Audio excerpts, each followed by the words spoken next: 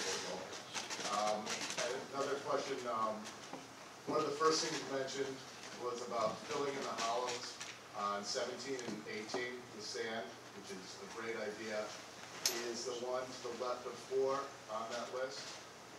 A hollow, there's a trap to the left of 4 where there's a hollow that naturally looks like it was a bunker. Yes, that was a huge bunker. It was more than twice the size. Exactly. Yes, that would be it. And that's on the master plan, yeah.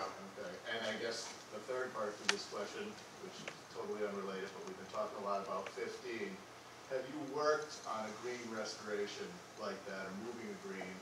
And really, how big of a project is that? You know, there's a lot of people pro or con in this room, obviously, and I don't think most of us know what that entails. Well, if it were deemed necessary to move it, which I hope I was clear enough, we're not recommending the green be moved. But for the sake of variety, if people are just tired of hitting that, that would be the reason. It's a big job. It has to be surveyed first, very carefully, which is a small part of it. It has to be, all that earth has to be pushed back and raised a little bit so you don't lose your sight line, so you'd probably have to push a little soil from the sides up onto the green site. And it's, we did some cost estimates, and it's, you know, it's going to be, and if you sod it, that puts another $1 plus a square foot onto the cost of the green. So that whole project is probably, by the time you're done, about a $75,000 project, easy. You know, the green itself is probably going to be about $40,000, and doing everything else. And the amount of sand, the size of the sand bunkers they're expansive. So that's going to be expensive also. So I'd have to go back and look at the numbers again, but it's, you know, somewhere in that range is what it would take. Where it can be done successfully. Yes, well, it actually can be, yes. I mean, you could even replicate the soils that you have out there. But in saying that, it's not saying go ahead and do it, even though it can be.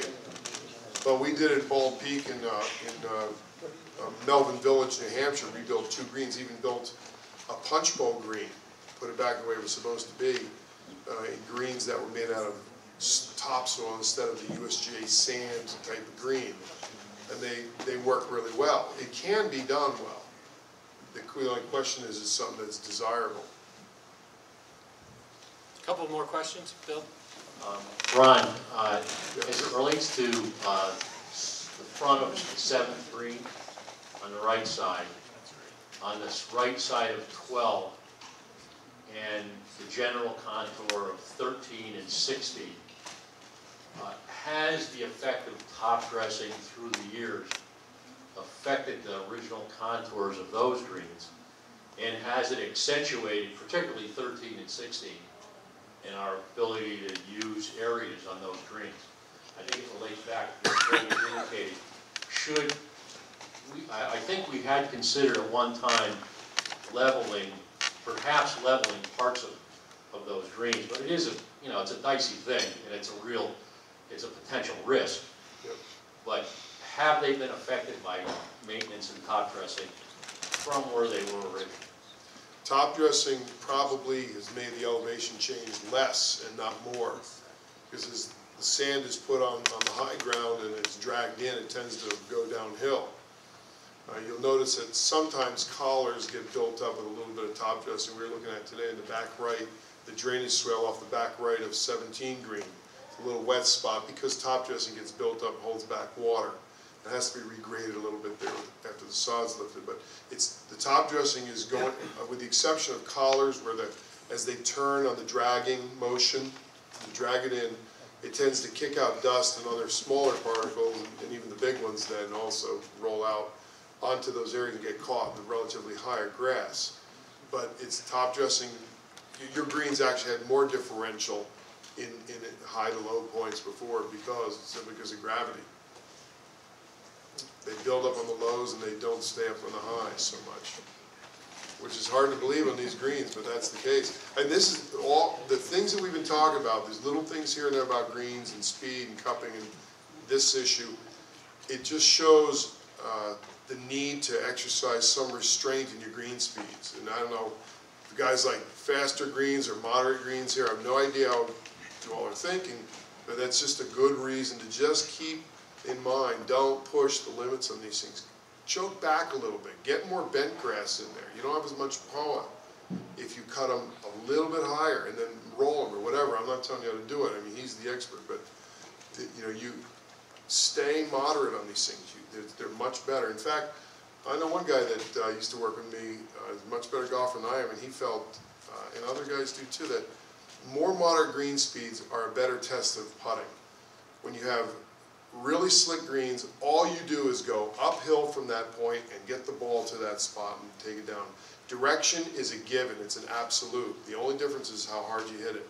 When greens are a little bit more moderate and you're on these cupping areas that have some pitch to them, you can attack the balls, the cup slower and roll it down, or you can attack it a little quicker.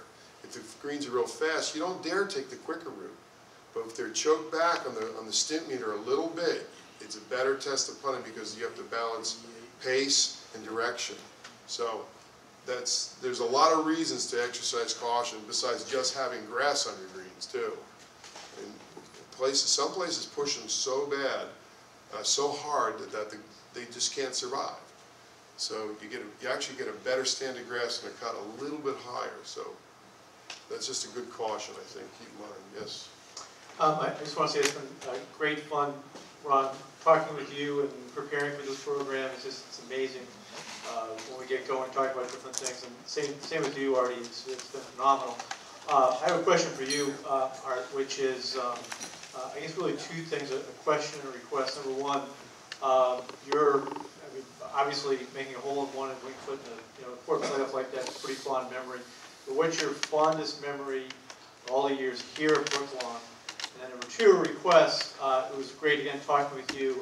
I never knew about the 4th Country Club here in Fairfield. Would you talk about the Greenfield Hill Country Club a little bit?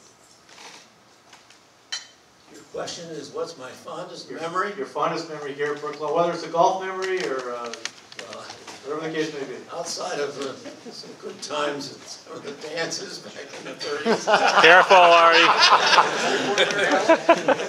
From a golf point of view, my fondest memory and my greatest thrill really was playing the finals of the state amateur against Alfie in 1956. I mean, there we were friends, we were rivals, we were partners in the Anderson, and it was really quite something.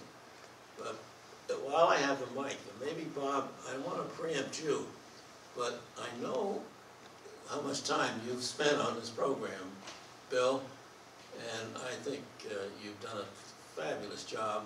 In addition to bringing up donuts for the caddies all summer, you're typical of the volunteers who spend so much time and talent for projects in the club, and I just want to express my appreciation to you for doing it.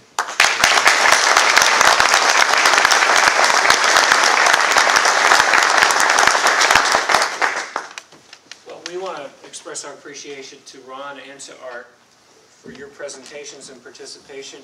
Art, this is a book on Tillinghast that's signed by everyone who's here tonight. That's what it was.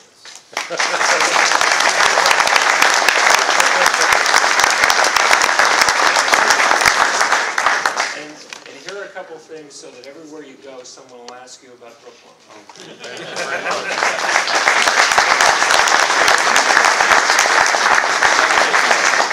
I want to thank all of our panel for participating. Peter, Art, Brad, Ron, thank you very much. Thanks for everybody for being here.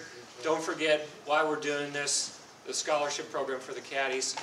Take a caddy and safe home. Thanks very much. And by the way, last but not least, there's a great archive stuff set up over here in the alcove to, well, this direction over here, so please take a look before you leave tonight. Thank